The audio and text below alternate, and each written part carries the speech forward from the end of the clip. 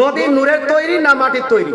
দেওবন্দি ওয়াহাবীরা সূরা কাফের 110 নং আয়াত অনুসারে বলে নবী আমাদের মতো মাটির তৈরি।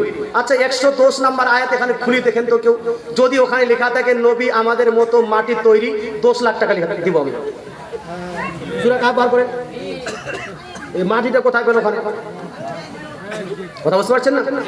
খবরদার হুঁশিয়ার, কোন আয়াতে এইরকম লেখাই নাই যে নবী আপনার বলছেন যে আমি তোমাদের মতো মাটি তৈরি। মাটি তৈরি কোথায় লেখা আছে? সূরা কাহফ আয়াত নম্বর 110 লিখেন তো, মাটি আছে নাকি? আপনারা বার করে দেখেন। খামেখা মানুষকে ধোঁকা দেওয়ার জন্য এই কথা বলে। খবরদার হুঁশিয়ার, নবীজি সাল্লাল্লাহু আলাইহি ওয়াসাল্লাম মানুষ, এটা মানতে হবে, এটা মানতে হবে।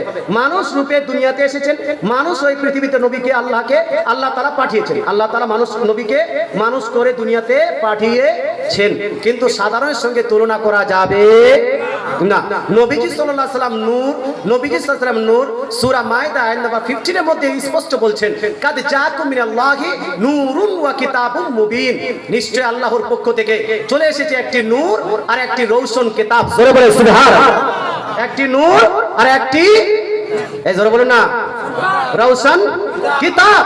মুসলমান আপনাকে বলতে চাই, এই আয়াতে যতগুলো তাফসীরের কিতাব দেওবন্দ মাদ্রাসায় পড়ানো হয়, এই আয়াতে যতগুলো তাফসীরের কিতাব বেরেলি মাদ্রাসায় পড়া হয়, যতগুলো তাফসীরের কিতাব আহলে হাদিসের মাদ্রাসায় পড়া হয়, সব তাফসীরের কিতাবে লিপিবদ্ধ আছে নূর বলতে আমার রাসূলুল্লাহকে বোঝানো হয়েছে। জোরে বলে সুবহানাল্লাহ।